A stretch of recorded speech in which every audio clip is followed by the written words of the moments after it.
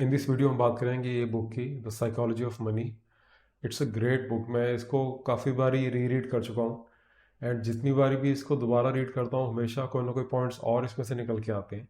And I highly recommend कि ये book सबको रीड करनी चाहिए। आप ट्रेडिंग में हो या कोई और बिजनेस में हो, जॉब कर रहे हो, कुछ भी कर रहे हो, ये जैसे एक rich dad poor dad book की एक लेगेसी बन गई है ना, आई गेस ये बुक उसको भी बीट कर देगी आने वाले टाइम में।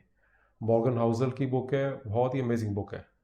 एंड इसके अंदर कुछ पॉइंट्स है जो आज हम डिस्कस करेंगे। So the first point is getting wealthy versus staying wealthy. तो ऑथर इसमें डिस्कस करते हैं कि बहुत जल्दी तो हम लॉटरी से भी अमीर हो सकते हैं, बट वेल्दी वही रहता है जिसको वो प्रिंसिपल्स पता है, जिसको पता है कि भाई कैसे अपने मनी को मैनेज करना है, कैसे अपनी साइकोलॉजी को मैनेज करना है। तो उसके अंदर वो कहते हैं ऑथर कि जो वेल्दी है वो होना बहुत आसान है। जैसे कि मार्केट्स में भी आप स्टॉक मार्केट में आप कुछ ऐसी चीज़ें कर सकते हो कि आप शॉर्टकट से बहुत जल्दी बहुत पैसा अर्न कर सकते हो, बट हमें पता है कि वो पैसा फिर उनके पास रहता नहीं है। वो जिस स्पीड से आया है प्रॉफिट, उसी स्पीड से वापस चल जाता है। एंड अगर हम सारे कंपाउंडिंग की बात करते रहते हैं तो कंपाउंडिंग के अंदर भी तभी इफेक्ट आएगा कंपाउंडिंग का जब हम मार्केट में लंबे टाइम के लिए रहेंगे। जैसे कहते हैं ना कि अगर हम क्रिकेट खेल रहे हैं, अगर हम पिच में ज़्यादा टाइम के लिए रहेंगे तो इवेंचुअली हम उसमें अच्छे रन बना लेंगे। बट अगर हमने अपनी विकेट ही गंवा दी, जो कि मार्केट में है कि अगर हमने अपनी कैपिटल ही सारी वाइप आउट कर दी, तो हम फिर ग्रोथ की, रिटर्न्स की, वो सब बातें कर ही नहीं पाएंगे।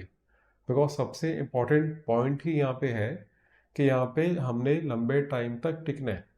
तो ये इन्होंने जनरली वेल्थ की बात की है, बट स्टॉक मार्केट से भी हम इसको रिलेट कर सकते हैं कि हमें यहाँ पे लंबे टाइम के लिए जो टिक जाएगा वो ही यहाँ पे अच्छा अर्न कर पाएगा इवेंचुअली।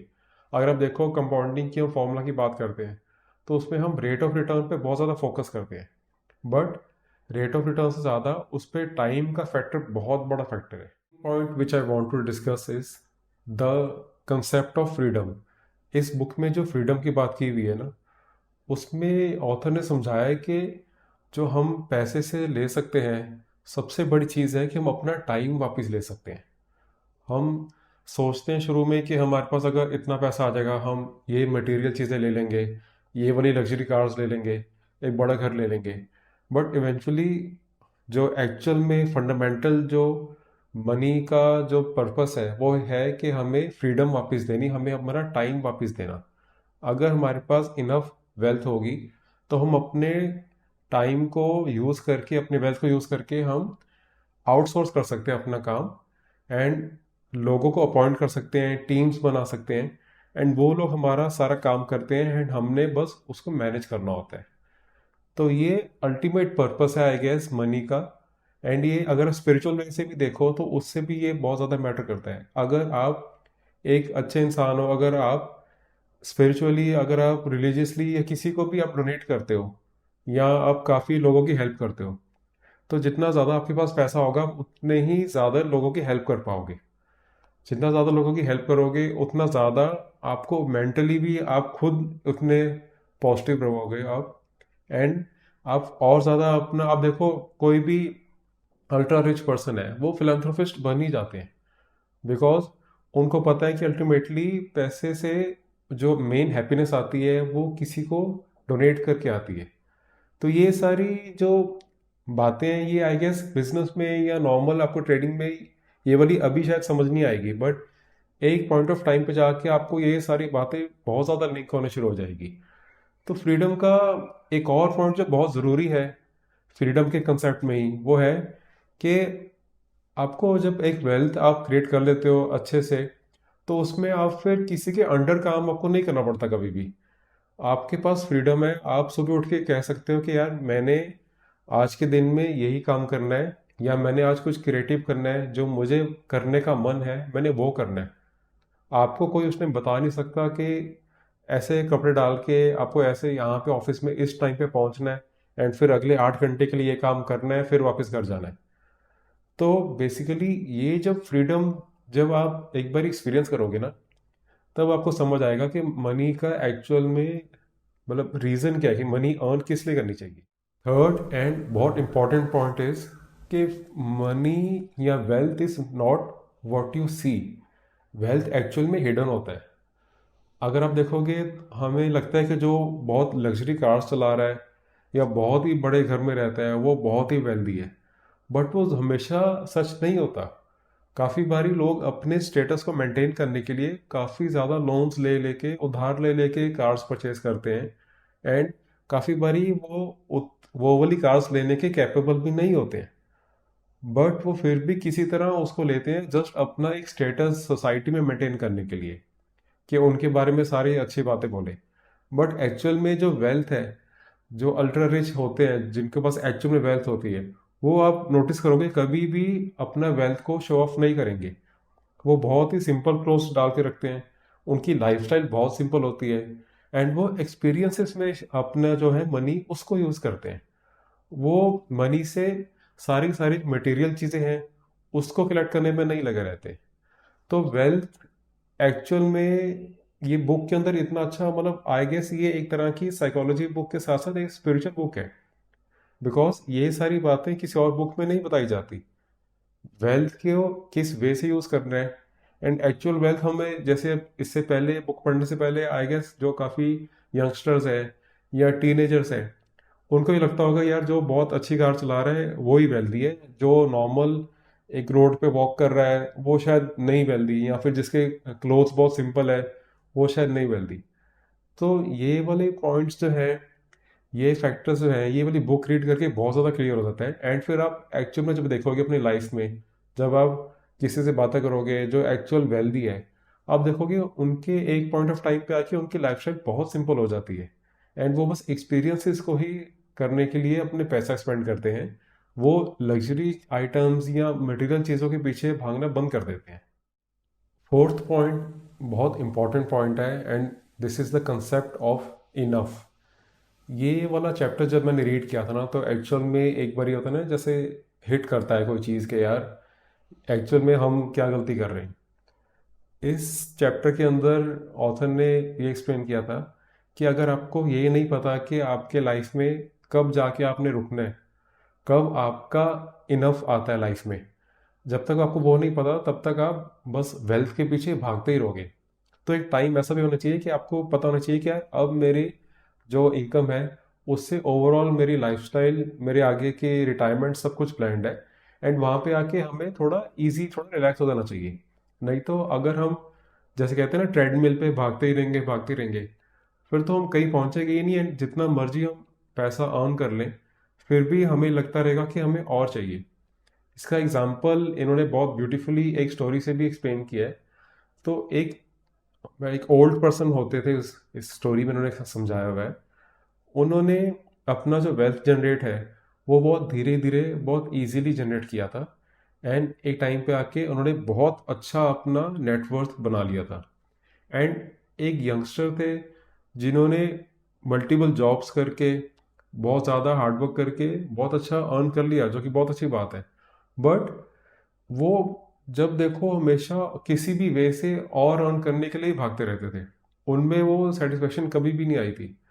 तो वो, एंड वो साथ में यंगस्टर जो थे वो अपने, जो वो ओल्ड पर्सन था उनको देख के वो उनसे जेलस होते थे, एंड उनको था कि उनसे मैंने किसी भी तरह आगे निकलना है, उनकी नेटवर्थ को मैंने जल्दी से क्रॉस करना है। एंड एक्चुअल में वो उनकी नेटवर्थ के बहुत पास आ चुके थे। तो एक बारी पार्टी में कोई उस ओल्ड पर्सन को पूछता है कि यार ये जो इतना यंग है लड़का, ये इतनी स्पीड से वर्क कर रहा है, इतना ज़्यादा अर्न कर रहा है, ये तो आपसे बहुत आगे निकल जाएगा, इसके पास तो सब कुछ है। तो ओल्ड पर्सन कहता है, कह रहे इसके पास सब कुछ होगा बट इसके पास एक चीज़ नहीं है जो कि मेरे पास है। तो सारे कहते हैं इसके पास तो यार आपसे ज़्यादा है सारा कुछ, और ये आपसे बहुत जल्दी आपको आउटग्रो कर देगा। इसके पास ऐसी क्या चीज़ है जो मतलब आपके पास नहीं, जो मतलब आपके पास ऐसी क्या चीज़ है। तो ओल्ड पर्सन कहता है मेरे पास इनफ है, आई हैव इनफ। तो इस चीज़ से ओल्ड पर्सन ने ये एक्चुअली एक्सप्लेन कर दिया कि मेरे पास सेटिस्फेक्शन है, मेरे पास कंटेंटमेंट है, मैं इनकी तरह सारा टाइम भागता नहीं रहूँगा, एंड इसलिए मैं अपनी लाइफ को मोर पीसफुली जीऊँगा मैं। Fifth point is acknowledging our hidden biases. अब हिडन बायस क्या होता है, इसमें ऑथर समझाते हैं कि जब हमने अपने लाइफ में जो एक्सपीरियंस हमने लिए हैं उसके अकॉर्डिंग ही हम हर चीज़ को देखते हैं। जैसे कि जब वॉरेन बफे का जब बर्थ हुआ था एंड जब तक उन्होंने कॉलेज पास आउट कर दिया, तब तक वहाँ की जो इंडेक्स है डॉ जोन्स, वो वहीं की वहीं थी। वो उसने बिल्कुल भी रिटर्न नहीं दी थी। वो इनफैक्ट वहाँ से गिर के दोबारा तक, जब तक उन्होंने कॉलेज पास आउट नहीं किया तब तक उसी लेवल पे थी, उसको भी क्रॉस नहीं कर पाई थी। तो इसके अकॉर्डिंग अगर देखें कोई और होगा तो वो तो इन्वेस्ट ही नहीं करेगा, क्योंकि उसका एक्सपीरियंस ये था कि जब से मैं बर्थ हुआ है मेरा एंड अभी तक मैं कॉलेज भी मैंने पास आउट कर दिया है, अभी तक स्टॉक मार्केट ने कुछ रिटर्न्स ही नहीं दी। एंड सिमिलरली अगर हम 2020 में देखें, जो काफ़ी सारे न्यू ट्रेडर्स मार्केट में आए थे, वो जिन्होंने मार्केट को एंटर ही 2020 में किया था, लॉकडाउन में किया था, वो अगर देखेंगे, वो देखेंगे कि यार मार्केट तो बहुत अच्छी है, बहुत इजी है, मनी मेकिंग मशीन है, यहाँ पे तो उन्होंने जो भी लिया वो डबल ही हो गया था। तो ये हिडन बायस को एक्नॉलेज करना बहुत ज़रूरी है, बिकॉज काफ़ी बारी ये हमारे बायस होते हैं, हमारे हम अपनी रिसेंट जो हिस्ट्री होती है उसके अकॉर्डिंग देख के हम अपने फ्यूचर के डिसीजंस काफ़ी बारी गलत भी कर देते हैं। अब जैसे जो 2020 में आया है जिसने वो रिटर्न्स अच्छे से देख लिए, काफ़ी ट्रेडर्स को, इन्वेस्टर्स को ये लगता रहा कि जो वैसी मार्केट्स हैं वो ही चलती रहेंगी, एंड उसके चलते ही अब काफ़ी लोगों ने अपने जो उन्होंने प्रॉफिट्स अर्न किए थे एंड उसके साथ जो उन्होंने अपनी कैपिटल भी काफ़ी सारी मार्केट्स को वापस दे दी है, उन्होंने काफ़ी सारा लॉसेस फिर से दे दिए। तो वो होता क्यों है? वो हमारे जो हिडन बायस है उसके कारण होता है। हमारे जो भी डिसीजंस है वो हमारे प्रीवियस, हमारे पास्ट एक्सपीरियंस के अकॉर्डिंग ही हम आगे करते हैं।